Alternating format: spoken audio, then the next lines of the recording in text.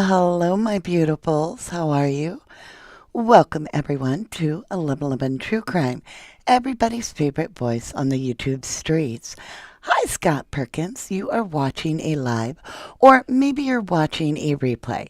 But if you're watching replay, I would like to tell you thank you because you feed the algorithm. And that helps me out. And if you're watching this live with me, I'd like to say hello to you. Remember, if you're watching replay, you have a fast forward button, you guys. I want to meet and greet everybody. Hey, Scott Perkins, Debbie. I got two Debbies spelled two different ways. So Debbie Gazzardo and Debbie. Hello, everybody. Hi, Nikki B and Cherish63. So you guys, I admittedly have not researched RILEYSTRAIN. So this is a learning experience for me. I have watched here and there from the very get-go. I'm aware of certain basic facts. So I'm going to leave you guys to test your knowledge by telling me about the case, okay? Hey, Kimberly Ann, welcome, and Kathy Stacy Summer Snow, Robin Groom. Hello, everyone. Hey, Karen Guy. Good to see you all. Deborah Brand. When it comes to Riley, my heart breaks for the parents. This is one case where I guarantee you from the deepest part of my heart, these parents had nothing to do with anything. And the story of Riley, as far as I am aware, now keep in mind, you're going to know a lot more if you've done research. I am only sharing what, as a viewer, I have picked up on. And if I say something wrong, make sure and correct me so that I can, adjust the story correctly. So he is with his frat brothers. I believe he's in Tennessee. And he is bar hopping, for lack of better words, where you drink a little bit here, you go to the next place, and so forth. He has on a white and black shirt. Allegedly, he always wears a belt with his blue jeans or pants. I'll just say pants. I don't know if they're blue jeans. His parents are still saying to this day he would have had a belt on and boots. Now, for a little while, we couldn't figure it out. There would be little snips and clips coming up on the camera from CCTV cam footage where Riley's like running across a parking lot, and then it looks like he stumbled and he hit his head. But then the next thing I'm telling you from my perspective of what I viewed, then another clip was like, or the next thing I remember about his story is he's like walking kind of like he's going to go one way. He changes his mind. He's going back. Someone speaks to him. Allegedly, that might have been somebody asking him if he was okay to drive, and he said he was walking. All right. So then the next thing you see him is he actually runs across, I believe, if I'm not mistaken, correct me if I'm wrong, but a law official, like maybe somebody on patrol, and so something like, have a good evening or something. So no alarm there. But Riley wasn't found for days and days and days. And his family, they were all on board trying to find Riley. I mean, with 100% heart. Now, what bothered me was in listening to the 911 call, there didn't appear any real urgency from the Brat brothers. And to me, I was wondering why that call didn't happen a lot earlier. Allegedly, from my understanding, it took the parents of Riley, telling them, the Brat boys, to call 911 or to call help, right? And I'm reading also, I'm going slow to see if I'm missing anything. Some of it we just haven't got at yet. So Riley comes up completely missing.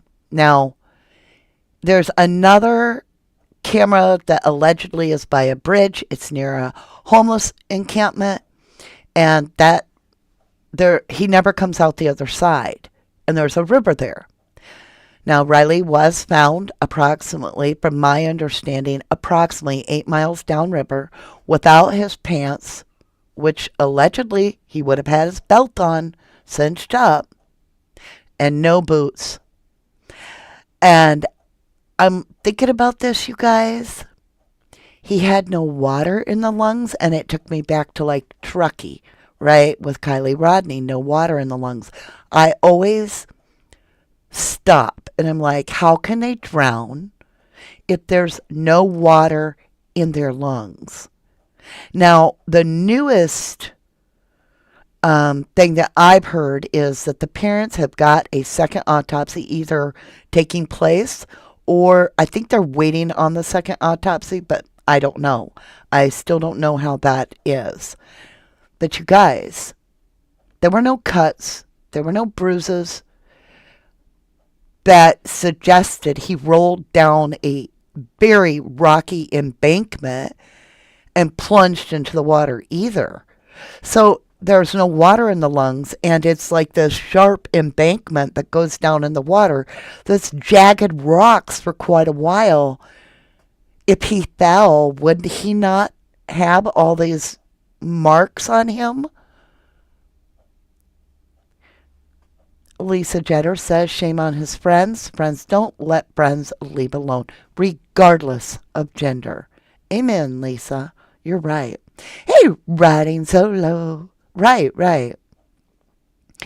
So now the other thing that's come up is the mother is like, had time to kind of catch her breath, right? And review some of the messages that she and Riley had exchanged. And she is alleging that he told her his drink tasted funny and said it tasted like barbecue. Now, we don't know what bar he was at this point, but it made me wonder, could he have been topped off? I don't want to get a strike, but you feel me? Like somebody hit up his drink for him. That could make sense. Now, we do know that somebody spoke up at some point in this. I shouldn't say we do know. I'm going to rephrase that. As far as I know, somebody reported seeing Riley throwing up. Now, I don't know if that's true or not, but I began to wander, not just wonder, but wander with Riley on this trip. So he's stumbling. His drink tastes like barbecue. Did somebody sabotage his drink? Now he's tripping, like I'm talking tripping. Then he's confused and he wanders over. And at some point, does Riley lean over a railing and somebody grab him from behind and let's just say somehow they knock him out unconscious. And here's where it's weird. I forgot to tell you this detail. His credit card was found on the ledge of the water prior to his body being found. There's quite a distance between the two. And I always thought to myself, that almost speaks to somebody that if there was foul play, would be smart enough not to use a card of a deceased person, right? And so they would have no use for the card. But the pants are gone, the boots are gone, and if Riley is wearing a belt, his belt is gone, which to me speaks of somebody that might need a pair of good walking shoes, might need a good pair of pants, might need a good belt. And it makes me really concerned that because Riley may have been slipped, not what he expected in his... I don't think Riley ordered a barbecue flavored drink. But then again, if you look at the other side of the coin, Sam R. brings up an excellent point. Dry drowning, and if you haven't heard about it, I promise you it's real. It's rare, but it can happen where there is no water in the lungs. But dry drowning happened, but autopsy finds blunt force trauma with dry drowning. Okay, so I don't know. I'm just saying I feel for the parents. I can understand with the belt. How would the pants come off, but the boxers or underwear garment remain? I I find that hard to understand. It would almost to me, if there is a belt involved, it would seem to me that the pants would have to come off prior to being put in the water. Perry Bradley, welcome to 1111 True Crime. You say he shows every signs of being drugged. Death takes effect after he falls because his run wasn't a run of someone that trashed. I thought maybe he may have went to a river to pee, and that's how. Okay, I can see where you're going, like he went to the river to pee. But where I have a problem is if he entered in the area where he was last seen, that's a problem for me because they've showed the jagged rock embankment that, like, I have fished my entire life. I'm telling you now, you would be messed up falling down those rocks somehow. And it's been alleged that there were no cuts and bruises and scrapes that would point to that type of accident. So that, to me, it's weird. Nikki B is asking what in the corner said he died by dry drowning, though. I wish I knew the answer. I don't know that. That's an excellent question. Boom, you get a star. Now, real quick, before we continue with the Riley case here, I am going to be doing a Sebastian Rogers video next, and you're not going to want to miss this because a lot has occurred, and I've tried to condense it down. And in grabbing the snippet of like a time lapse, in a sense, of what's happened over the last like 36 hours, maybe 72 hours, it tells its own little story, and I got questions. Is it a cover up? I'll let you be the judge of that, but make sure you tune in. And you'll be able to just click the thumbnail and jump over with us on that. Thomas Blade Lash drowned in his own blood, maybe? Good question. Hey, Tommy! Once upon a crime time. Tommy Jude, love ya, love ya. Everybody, make sure you check out Once Upon a Crime Time, a man with a golden heart, and I appreciate him. Tommy, when you went off yesterday on your rant, I totally respected that. I mean, we get mad as hell and frustrated, and we don't have to take it. We can't express that we don't agree with the narrative, right? Hey, Jenny, you say, I got questions too. Rosebud says, I think, okay, we're talking about RILEYSTRAIN, and she says, Rosebud says, I think when he was out of camera view after he had contact with the cop looking for the car thief, the cop was investigating, came upon a crime in progress, and was that person that did him in my opinion. Right? You could be right. I just, if his pants weren't missing, it's the belt, you guys. It's the no water in the lungs. That's where I'm hung up. Hey, Kim Princess, welcome back, lovely. You say, I think once he was robbed, they rid of him by throwing him in. And I wondered that too, but I'm like, wouldn't he get water in his lungs? Because I was like, well, this seems easy. He passed out in the grass, and somebody was like, oh, look, pretty boots, pants, and a belt. And then they rolled him into the water. And I'm like, okay, he'd be cut up from the rocks. He'd be bruised up. He'd have, multiple possible fractures. You just don't know how hard you'd hit. I mean, you'd be literally dead weight while passed out. But then you would still get water in your lungs, you guys. Generally, not always. Almost made it today. Hello, lovely. Perry Bradley, does anyone else think it's weird that Kylie Rodney and this case both in tourist cities, and her case was a cover-up completely, in my opinion, same exact cause of death? And it's weird because it happens with your peers. Like in the Kylie Rodney case, we're surrounded by the Stepford children, in my opinion. What do we have over here with these frats? It almost is like, to me, just from outside, because I haven't dived deep into the RILEYSTRAIN case, the energy to me, what I feel is like a little bit of the Idaho 4 case with the frats and the partying and the risky behavior combined with the Kylie Rodney kind of like, did she take something? How did she get that overly drunk that she would drive herself into a lake? Why is there no water in the lungs? Is there a big cover up? And then there being things like her phone missing, and then it pinged, and it just got weird. And I kind of feel like I'm sitting in between, like I said, the Idaho 4 case and the Kylie Rodney case going, there's a lot of questions here. Yeah, taking off for today, Tommy? Well needed. Yes, hun, I totally get you.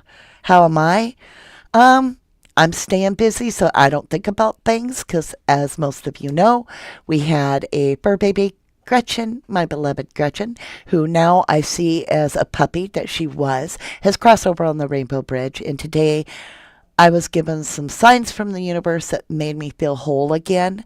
Like I was told by the vet that, and this was interesting to come from a vet, but she said something so beautiful to me because she said, our pets hold on for us even after they cross.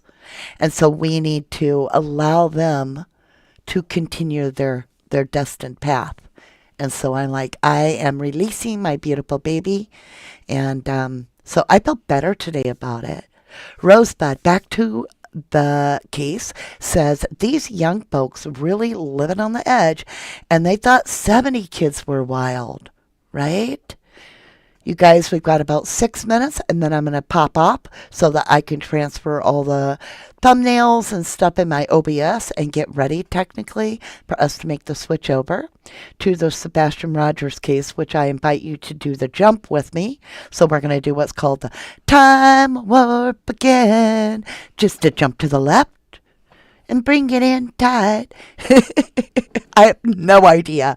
Y'all brace yourself. Gemini's coming out today. Lisa Jetter says, I had no idea Nashville was such a scary place. Honey, I'm telling you, the world is getting there. Have you all heard that Indonesia is literally under evacuation because their volcano has went boom? And not only that, but there's all kind of concerns that there could be like catastrophic tsunamis in locations. So just stay on high alert. We are between solar eclipse just happened and we've got a lot of activity going on. It's just, you just have to keep plugging away every day with as much positive energy as we can. The Real Gemini, No Lie 7, says I'm in Missouri where he is from and I had this vision since start. Kim Princess says no place is safe. Well, here's my thinking. My thinking is it's all about the reality that we choose. And so I'll be honest, as much as I feel bad for Riley's parents, I would never go into a city. Even at 16, when I thought I was wild and free and young, I would have never gotten drunk in a bar in my life in a town I didn't know. I don't care how many people were with me. At 16, I would have never done that. Because I grew up in a rough life and I was always on the outlook because of the world. So for me, when I cover cases like this, I'm like, all the risk factors were there before we started this whole case. And that is the message I would send out to the youth is you can be hanging with your friends, but keep your bearings under you because only you are accountable for you. Keep your drinks covered. Literally. Take them with you. Make sure that you are in a town where you know everyone. Make sure you stay public, that you are with people. Don't drive and drink. These are all things that I've taught my kids, and I can literally say they all get it. They're now, over 18. They get it. But I'm not a perfect mom. I'm just saying we have to really look at that and say, what could we do different? Lisa Jetter says, my uncle was in Indonesia and he said how corrupt the government was there. Oh, Lord. Sam R. says, there was a bar woman who come on Pascal's show saying that she had to check cameras. She was there that night at the bar, and it was a regular that complained about him and she said, RUFFIE happens all the time. Lord, that could be true, but it's hearsay right now. We don't have any affidavits. But if that happened, whoever gave that kid a rupee, if that happened, didn't mean to say it, that person needs to be held extremely accountable. Yeah, that's my belief. Perry Bradley says, my brother lived homeless in Nashville for 10 years. When I showed Riley missing, he said the homeless robbed him and threw him in. Thank you, Perry. I hate to tell you guys this, but the boots are missing, the belt's missing, the pants are missing, but the credit card's there. And I'm just offering, is it possible that he was, mugged, basically? And because the credit cards would attract him back and so forth, they were like, screw that. And, I mean, there it is. All I know is I pray for true justice, for the truth to come out. And whoever is responsible for RILEYSTRAIN's death, if they are, I pray that justice is served. With that, my lovelies, I love you. To the moon and back. Make sure and use the time warp again. We're going to jump to the left and we're going to pull it in tight, all right? I love you guys. To the moon and back.